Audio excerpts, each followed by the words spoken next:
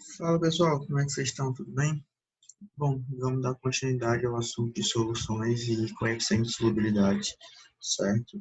E eu quero destacar aqui a importância da gente trabalhar regras de três nesse assunto. Por quê?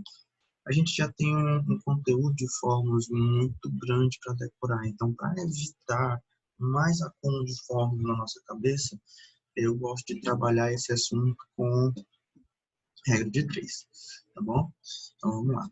Então, eu trouxe algumas questões de vestibulares, de Enem, que vão fazer é, consolidar o nosso conteúdo, tá bom?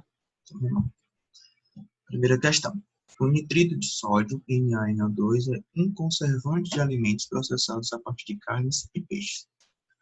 Os dados de solubilidade deste sal em água são apresentados na tabela. Então, a gente tem uma tabela em que fornece uma temperatura e uma determinada coeficiente de solubilidade. Ou seja, a 20 graus Celsius, a massa de NaNO2 solubilizada em 100 gramas de água é 84 gramas. E a 50 graus Celsius, a massa de NaNO2 solubilizada em 100 gramas de água é 104 gramas.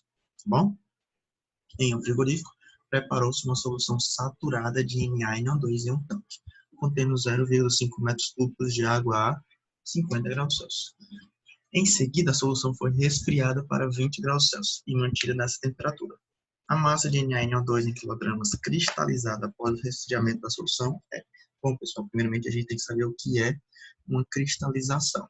A cristalização é a mesma coisa que precipitação, ou seja, é aquele excedente de soluto que o solvente não conseguiu dissolver e vai acabar se precipitando no fundo do recipiente, tá bom? É o chamado corpo de fundo. Ok? E por que acontece essa cristalização? Pessoal, percebam que a questão diz que aconteceu um resfriamento. E nesse resfriamento, eu tenho uma diminuição do meu coeficiente de solubilidade. Ou seja, o meu solvente não tem tanta capacidade assim de dissolver tanto soluto, tá bom? Então, a segunda coisa que a gente deve fazer é o que? Descobrir a quantidade de solvente que eu tenho. Aqui eu tenho 0,5 metros cúbicos e aqui ele fornece em gramas. Então, eu tenho que transformar esse metro cúbicos em gramas, por isso que ele dá a densidade. Então, vamos lá. 0,5 metros cúbicos é a mesma coisa que 500 decímetros cúbicos, que é a mesma coisa que 500 litros, e transformando para ml dá 500 mil ml. Só que com a densidade da água é 1 grama por ml, eu tenho que 500 mil ml é a mesma coisa que 500 mil gramas. Aí vamos lá. Eu quero saber a quantidade de soluto que eu tenho em 500 mil gramas de água. O que é que eu faço? Eu faço uma regra de 3. A 50 graus Celsius, o meu coeficiente de solubilidade é 104 gramas de nitrito de sódio para 100 gramas de água. Agora, se eu tivesse 500 mil gramas de água, eu teria 520 mil gramas de nitrito de sódio. Ok? Mas, pessoal, o que aconteceu? Eu passei de 50 gramas para, desculpa, 50 graus Celsius para 20 graus Celsius. A 20 graus Celsius, eu tenho um outro coeficiente de solubilidade. Eu tenho 84 gramas de nitrito de sódio para 100 gramas de água. Em 500 mil gramas de água, eu posso dissolver quanto? 420 mil gramas. Logo, percebam que a 50 graus Celsius eu tinha 520 mil solubilizado. Só que a 20 graus Celsius só posso ser 420 mil solubilizados. Então, existe uma diferença de 100 mil gramas de nitrito de sódio.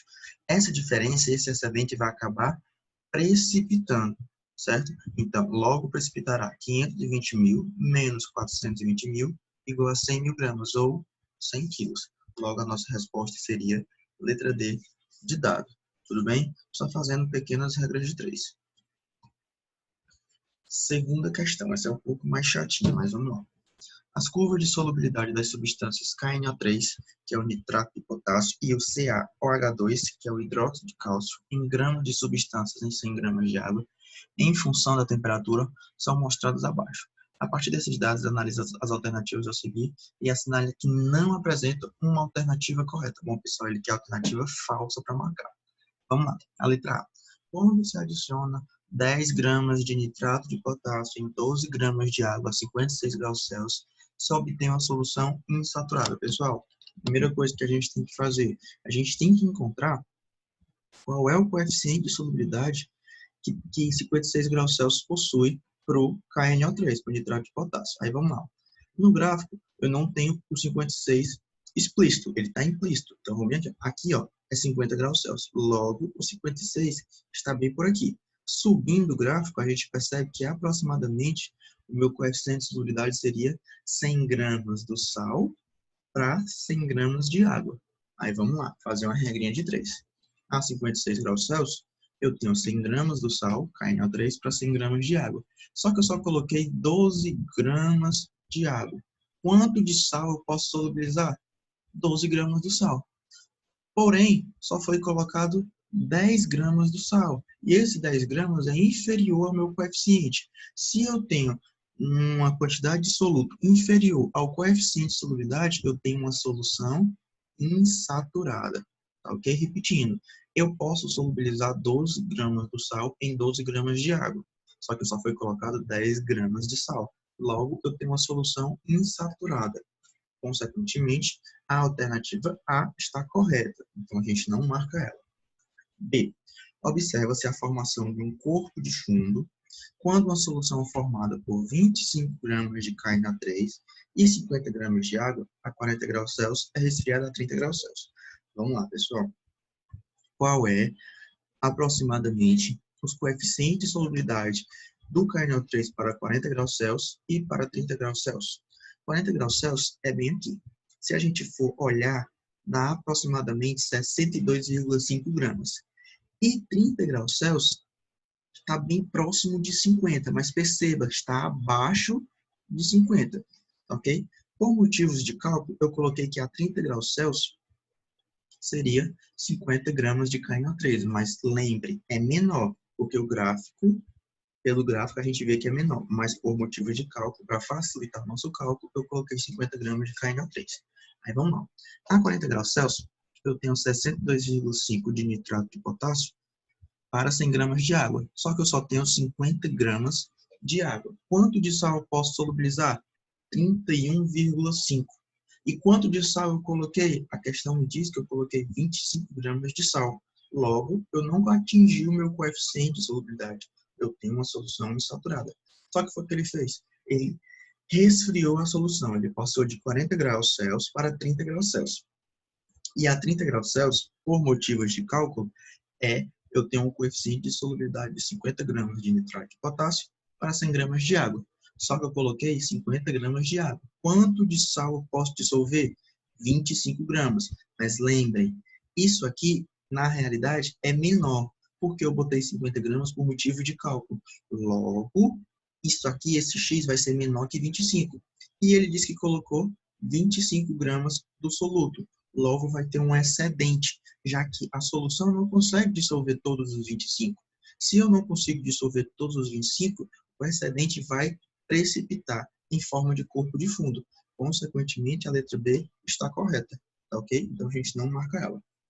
Letra C. A solubilidade do nitrato de potássio aumenta com a temperatura, enquanto a do hidróxido de cálcio diminui. Isso é certo, pessoal. Percebam, à medida que a temperatura aumenta, a solubilidade do nitrato de potássio aumenta. E, à medida que a temperatura aumenta para o hidróxido de cálcio, a solubilidade diminui. Ok? Então, letra C também está correta. Letra D. Duas substâncias puras podem apresentar a mesma curva de solubilidade. Pessoal, não. Isso é impossível. Duas ou mais substâncias puras não podem ter a mesma curva de solubilidade, certo? Misturas podem ter, mas substâncias puras não, tá bom? Então, nossa resposta seria a letra D. Mas vamos ver a letra E. O hidróxido de cálcio é muito menos solúvel que o nitrato de potássio, em toda faixa de temperatura estudada. Só vendo o gráfico, muita gente poderia dizer, poxa, isso está errado. Por que a gente não marca a letra E também? Porque, percebam, a 0 graus Celsius, o gráfico está muito maior que a 0 graus Celsius no KNO3. Mas percebam, pessoal, que no KNO3 as medidas são 50, 100, 150, 200, 250. Já no CaOH2, eu tenho 0,06, 0,08, 0,10. São medidas muito pequenas que nem chegam perto das medidas do KNO3. Logo, em qualquer faixa de temperatura, realmente o hidróxido de cálcio, o CaOH2, é muito menos solúvel que o nitrato de potássio. Logo, a alternativa letra E também está correta. Tudo bem? Vamos lá dando continuidade. Terceira questão. O efeito Tyndall é um efeito óptico de turbidez provocado pelas partículas de uma dispersão coloidal. Foi observado pela primeira vez por Michael Faraday em 1857 e posteriormente investigado pelo físico inglês John Tyndall. Esse efeito é o que torna possível, por exemplo, observar as partículas de poeira suspensas no ar por meio de uma reste de luz, observar gotículas de água que formam a neblina por meio do farol do carro, ou ainda observar o feixe luminoso de uma lanterna por meio de um recipiente contendo gelatina. Ao passar por um meio contendo partículas dispersas, um feixe de luz sofre o efeito Tyndall devido. Pessoal, as dispersões coloidais possuem duas características. Um é o efeito Tyndall, que a questão está comentando. O que é o efeito Tyndall? É a capacidade do coloide espalhar o feixe de luz, possibilitando a gente ver as pequenas partículas de poeira, possibilitando a gente ver as gotículas de água na neblina, tá bom? Então, a capacidade que o coloide tem de espalhar o feixe de luz é chamado de efeito Tyndall. Só que o coloide também tem outra característica, que é o efeito browniano, que diz que as partículas estão em constante movimento e movimento aleatório, tá bom? Então, decorem esses dois tipos de efeitos. O efeito Tyndall, que é o espalhamento do feixe de luz, que responde à nossa questão, letra E, e o efeito browniano, que é a constante movimentação das partículas, ok? Vamos lá. Misturou-se 20 ml de gasolina com 20 ml de água em recipiente de 50 ml, como um bag. Assinale a única opção a seguir que não traz informação correta a respeito dessa mistura. Pessoal, vamos lá. Seguinte, se eu misturar 20 ml de gasolina e 20 ml de água, essas duas substâncias não vão se misturar. Por quê? A gasolina é uma substância apolar e a água é uma substância polar. Para que eu tivesse uma mistura das duas substâncias, eu preciso que as duas fossem apolar, ou então as duas fossem polar. Porque lembrem da regra, semelhante dissolve semelhante. Como um é apolar e o outro é polar, as duas formam uma mistura heterogênea, ou seja, eu consigo ver tanto a água quanto eu consigo ver a gasolina, tá ok? Então, eu tenho uma mistura heterogênea, em que eu posso ver a diferença a olho nu. Consequentemente, eu tenho uma dispersão grosseira, tá bom? Então, vamos lá. Ele pede a informação errada. Letra A. O sistema obtido é bifásico? Correto. Se eu consigo ver a água e eu consigo ver a gasolina, eu consigo ver duas fases. Consequentemente, ele é bifásico. B. A mistura obtida não é uma solução? Correto também. Pessoal, a característica primordial para eu caracterizar uma solução é que ela seja homogênea. E nesse caso, ela é heterogênea. Tudo bem? Outra coisa, letra C. As fases obtidas são aquosa e ultrafóssil? Correto. A fase aquosa, que representa a água, e a fase fóssil, que representa a gasolina. Letra D. Obteve-se uma solução eletrolítica? Opa, novamente, eu não tenho uma solução nesse caso, eu tenho uma dispersão grosseira. E outra, o que é esse eletrolítica? Eletrolítica significa aquelas soluções que têm capacidade de conduzir eletricidade. Como é que as soluções vão conseguir conduzir eletricidade? Por meio da formação de íons, tá bom? Letra E. Então, nossa resposta, letra D, tá, pessoal? Letra E. Por ser mais densa, a fase aquosa situa-se abaixo da fase fóssil. Também está correto, pessoal. A água tem uma alta densidade. Por ela ter uma alta densidade, ela se localiza no fundo do recipiente, tá bom? Vamos lá. Quatro tubos contêm 20 ml de água cada um. Coloca-se nesses tubos dicromato de potássio nas seguintes quantidades. No tubo A, coloca-se 1 grama, no tubo B, coloca-se 3 gramas, no tubo C, coloca-se 5 gramas, no tubo D, 7 gramas. Só que a solubilidade do sal a 20 graus Celsius é 12,5 gramas por 100 ml de água. Após a agitação, em quais tubos coexistem nessa temperatura a solução saturada e fase sólida? O que é que ele quer dizer com essa coexistência de solução saturada e fase sólida? Ele quer saber aquelas soluções em que vai ter precipitação de soluto, tá bom? Então, vamos lá. Ele diz que o coeficiente é 12,5 gramas por 100 ml, só que eu só tenho 20 ml de água. Então, quanto de soluto eu posso dissolver? A gente faz a regra entre 3. 12,5 gramas de soluto é dissolvido por 100 ml. Agora, 20 ml consegue dissolver quanto de soluto? 2,5. Percebam na tabela que o tubo B, o tubo C e o tubo D ultrapassam esse valor de 2,5. Se esses valores ultrapassam, o excedente vai acontecer o quê? Vai precipitar, ou seja, ela vai ser representada pela fase sólida. Logo, a nossa resposta seria o tubo B, o tubo C e o tubo D são as misturas que vai coexistir uma solução saturada com a fase sólida, que é o precipitado. Logo, a alternativa correta seria letra D, apenas B, C e D. Próxima questão. Considere abaixo a tabela abaixo da solubilidade do açúcar comum, sacarose, submetida a várias temperaturas. No preparo de uma calda com açúcar, uma receita utiliza 1 kg de açúcar para 0,5 litros de água. Nesse caso, a temperatura mínima necessária para que todo o açúcar se dissolva é, pessoal, vamos lá. Aqui, ó, percebam que ele dá o meu coeficiente por 100 ml de água. E aqui ele deu 0,5 litros. Logo, eu tenho que transformar esse 0,5 litros para ml. Então, 0,5 litros é a mesma coisa que 500 ml. E puxando um pouquinho a densidade, porque às vezes o coeficiente pode estar em gramas, 500 ml é a mesma coisa que 500 gramas. Logo, eu tenho que saber quanto de soluto eu posso dissolver em 100 ml. Aí a gente faz outra regra de 3. Poxa, se 1.000 kg de açúcar é dissolvido em 500 gramas, ou então 500 ml de água, quanto açúcar vai ser dissolvido em 100 gramas? Aí a gente percebe um resultado de 200, tá? Aí ele pergunta qual é a temperatura mínima necessária para que todo o açúcar se dissolva. Pessoal, se eu tiver uma temperatura de 0 graus Celsius, a minha solubilidade é 180.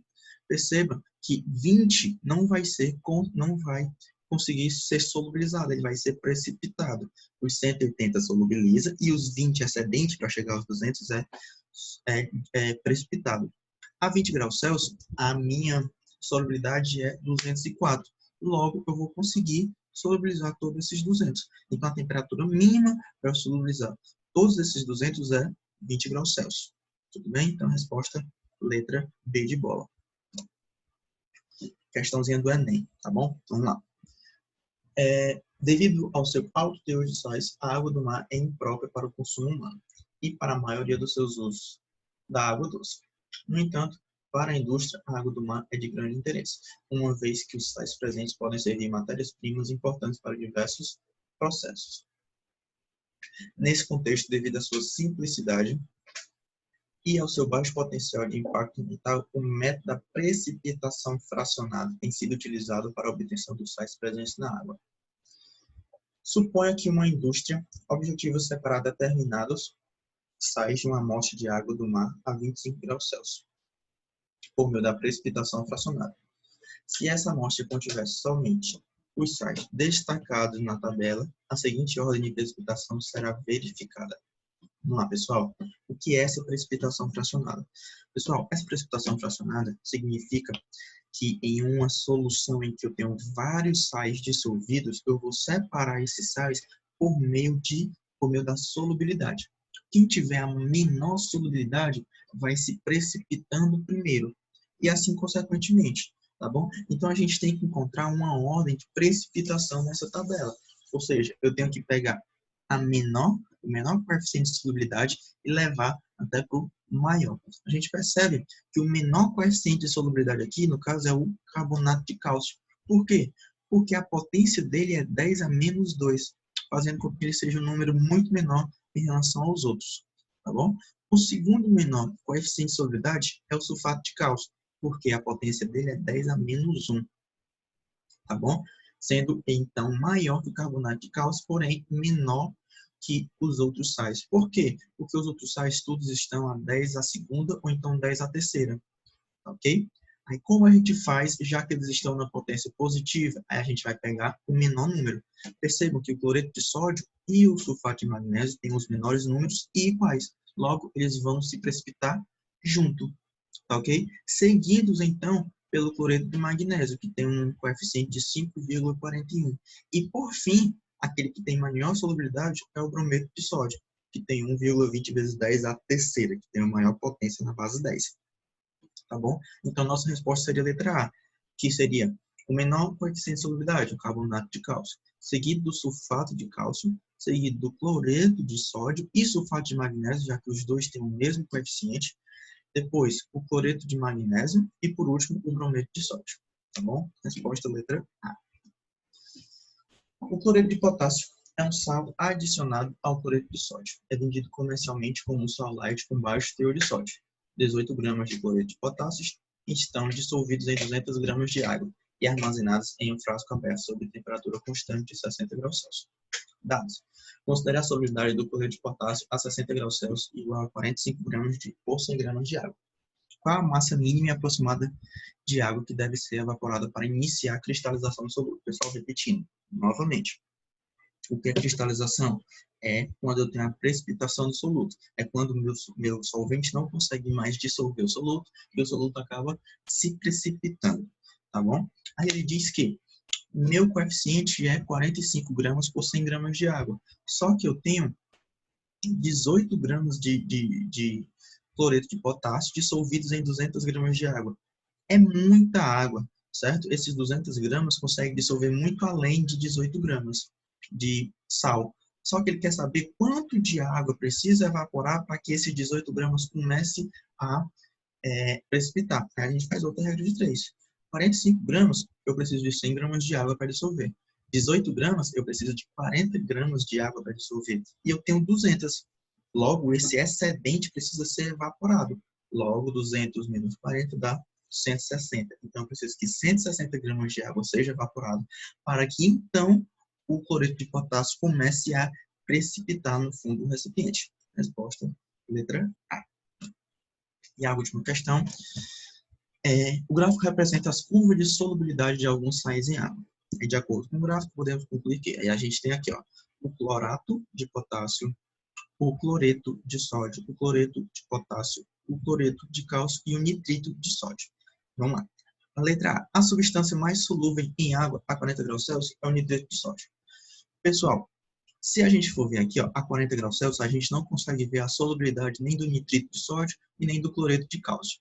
Porém, a gente vê que antes de chegar a 40 graus Celsius, a inclinação do cloreto de cálcio é bem maior que a inclinação do nitrito de sódio. Consequentemente, quando chegar na temperatura de 40 graus Celsius, o cloreto de cálcio vai ser muito mais solúvel que o nitrito de sódio, fazendo com que a alternativa esteja errada, já que ela diz que o nitrito de sódio que é mais solúvel, o que é errado. O cloreto de cálcio que é mais solúvel. B. A temperatura não afeta a solubilidade do cloreto de sódio. Pessoal, isso é uma pegadinha, porque percebam que o cloreto de sódio muda muito pouco com a temperatura, mas ele muda. Então, a temperatura influi sim na solubilidade do cloreto de sódio. Letra C. O cloreto de potássio é mais solúvel que o cloreto de sódio à temperatura ambiente. Pessoal, a temperatura ambiente é em torno de 20 graus Celsius para 30 graus Celsius. Tá bom? Aí vamos lá. De 20 até 30, quem é mais solúvel? É o amarelo. Certo? E quem é que representa o amarelo? O cloreto de potássio. E aqui, ele diz que o cloreto de potássio é mais solúvel que o cloreto de sódio à temperatura ambiente. Não. Quem é mais solúvel é o verdinho, porque ele está mais acima que o amarelo. Tá bom? E o verdinho é representado pelo cloreto de sódio. Tá bom? De novo, de 20 a 30 graus Celsius, quem está mais acima é o cloreto de sódio. Logo, ele tem a capacidade maior de dissolver do que o cloreto de potássio. Então, letra C, falsa.